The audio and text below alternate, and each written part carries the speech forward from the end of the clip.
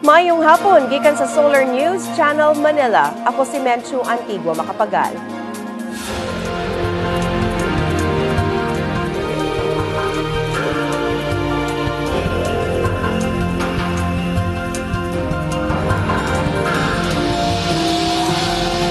Mupahigayon og candle lighting activity karong gabii sa Tacloban City alang sa paghandom sa mga namatay tungod sa bagyong Yolanda. Gibag-o ang Regional Development Plan alang sa Southern Mindanao tungod sa kadaot sa bagyong Pablo sa miaging tuig. Mipahimangno ang Baguio City Fire Department sa mga mulupyo sa syudad pag-amping sa paggamit og pine wood aron walay sunog karong Pasko. O gibuksan na ang estatwa ni kanhi South African President Nelson Mandela. Gibisita ni Senador Cynthia Villar ang upat ka lungsod sa probinsya sa Leyte uban ng mga opisyales sa Department of Agriculture, Bureau of Fisheries and Aquatic Resources ug Philippine Coconut Authority. Si Wilmark Amazona at dunay detalye niini. Wilmark?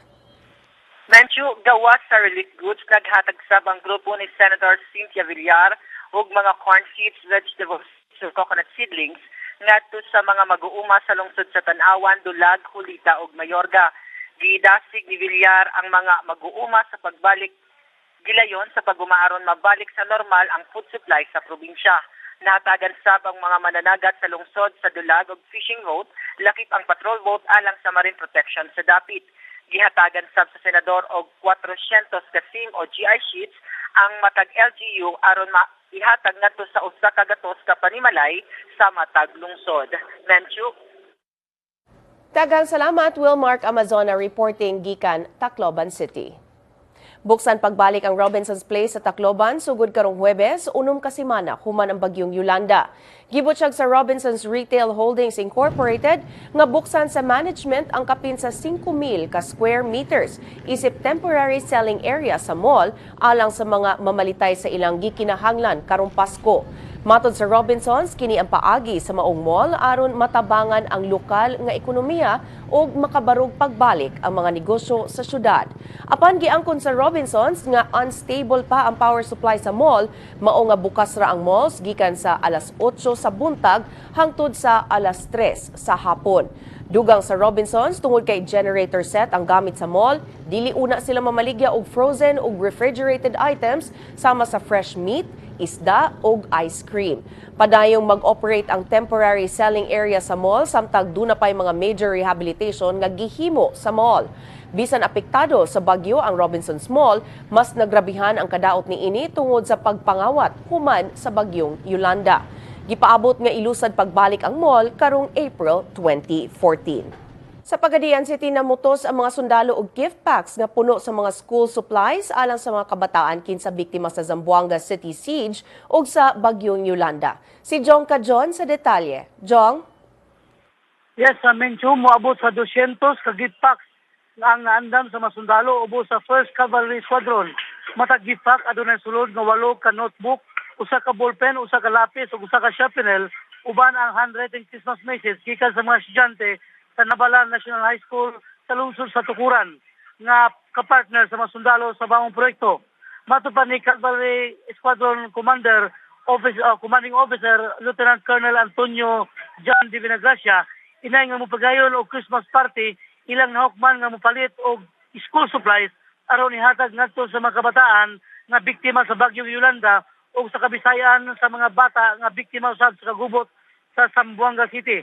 Sayo niini ang tibok 1st Mechanized Division diin nasakop ang 1st Cavalry Squadron migayon usab sa katidad gikan sa ilang Christmas bonus alang sa Typhoon Yolanda victim. Mencho? Daghang salamat, Jong Kajon reporting gikan Pagadian City. Sa pagbalik sa Solar News Cebuano, mihatag og mensahe si Santa Claus alang sa mga bata sa tibuok kalibutan. Ang detalye sa among pagbalik.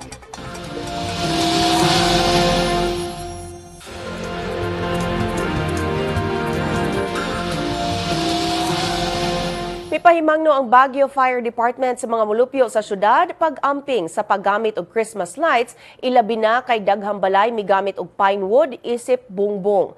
Gipasabot ni Baguio City Fire Marshal Joe Fernand Bangyod nga kadaghanan sa mga balay sa syudad gigamitan og pine wood isip panagang sa bugnang panahon. Apan matod ni Bangyod, daling masunog ang pine wood kung kini mainitan pag-ayo sa mga light bulbs tungod kay sagad sa mga pine wood adunay pintal nga gigamitan og polyurethane o kaha lacquer nga pulos flammable substance. Giabisuhan ang mga mulupyo sa pagpalong sa ilang suga og electrical appliances sa higayon nga wala sa balay sa taas nga higayon. Niadtong 2011, duha ka sunog ang miulbo sa syudad atol sa bulan sa Disyembre tungod sa electrical overloading. Samtang 5 ka fire incidents niadtong December 2012. Aniyan ang front pages sa mga pamantalaan sa Sugbo. Sa Sunstar Cebu, Sunstar Super Balita ug Cebu Daily News, duha ang patay sa disgrasya sa bus sa Badyan, Cebu kagahapon.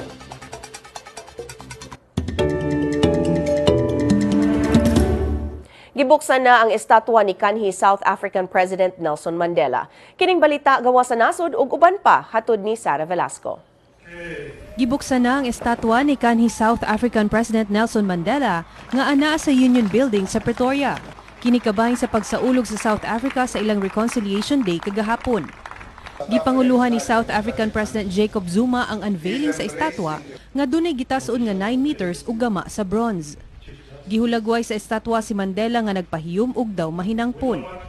May kantidad og $800,000 ang estatwa nga gihimo sa duha ka inila nga South African sculptors. Matod ni Zuma, ang estatwa miila sa mga natampo ni Mandela alang sa kagawasan ug pag-undang sa apartheid regime sa South Africa. Gihandom sab sa unveiling ang centenary celebration sa Union Buildings, diin ginagurhan si Mandela isip presidente ni atong 1994. Namatay si Mandela ni atong December 5 sa edad nga 95 tungod sa impeksyon sa baga. Gilubong siya sa Kuno Village sa Eastern Cape ni atong Domingo. Tungod kay nagsingabot na ang Pasko, nangandam na ang Ornament Town nga Tralpuaha sa Mexico sa ilang mga handmade glass nga mga decorations. Midagsang ang mga mamalitay sa tibuok kalibutan sa maong lungsod tungod sa ilang mga sahi nga Christmas decors. Maporma ang glass pinaagi sa hand blowing ug pagpainit niini ngadto sa sobra 750 degrees Celsius nga kalayo. Halos katunga sa 50 million nga production sa Tralpuaha matag tuig gi-export ngadto sa Estados Unidos, Canada, Japan, Malaysia ug Europe. Ug mihatag na si Santa Claus sa iyang mensahe karong Pasko ngadto sa mga bata. Kini gihimo sa Santa Claus Village sa Rovaniemi sa Finland. My wish is that all the children in all the schools around the world would become friends, would help one another, support one another if there are problems, and therefore become real friends and everybody would be equal. And I wish you all a very Merry Christmas. Sulod sa main post office sa Santa Claus Village, midaghan na sa halos katunga sa milyon ang mga sulat alang kang Santa Claus. Ang Rovaniemi ang nagpabiling usa sa mga tourist destinations sa Finland. Niadto miaging tuig, sobra 300,000 ka mga tao ang mibisita sa Santa Claus Village. Sara Hilomen Velasco, Solar News. Sa among pagbalik, gibag-o ang Regional Development Plan alang sa Davao Region alang sa musunod nga 3 ka tuig. Ang detalye sa pagbalik sa Solar News Cebuano.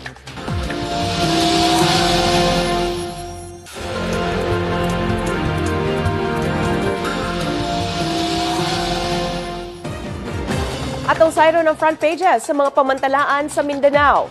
Sa Sunstar Davao, midaog sa recount ang usa ka incumbent barangay captain sa Davao City batok sa mikontra sa iyang kadaugan.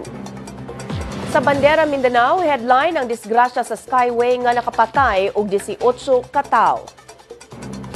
Sa Mindanao Daily Northern Mindanao, gihatagan sa usa ka Taiwanese group ang mga indigent families sa Northern Mindanao og bugas. Sa Mindanao Daily Western Mindanao, napagkang sa kapulisan ang pagpangatake sa NPA sa police station sa Josefina, Zamboanga del Sur. Sa Mindanao Daily Caraga, misalmot ang mga local contractors sa Mindanao sa rehabilitation effort sa mga nabagyuhan sa Kabisayan. Og sa Mindanao Daily Davao, gipalig-on na sa Tagum City Government ang seguridad sa syudad human sa kamatayon sa magsisibya nga si Tata Butalid. Menchu, gitambungan sa mga local chief executives, key government agencies, civil society organizations, academe, business groups ug private sector representatives ang launching sa updated regional development plan sa Southern Mindanao karong bago. Si National Economic Development Authority Deputy Director General Margarita Sionco may bisita sa launching samtang wala makatambong si Socio-Economic Planning Secretary Arsenio Balikasan. Ang bagong development plan nagdala sa tema PRO Davao, gitumong sa pagkabot sa tinguha sa rehiyon nga mamahimong Rising Global Frontier sa nasod.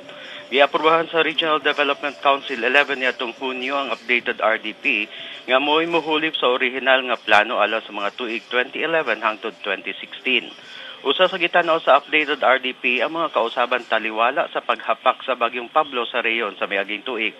Ubos sa plano, gitinguha nga maabot sa 8.7% ang gross regional domestic product sa 2016. Mapasaka ang employment rate dili menos sa 98% ug underemployment sa 15%.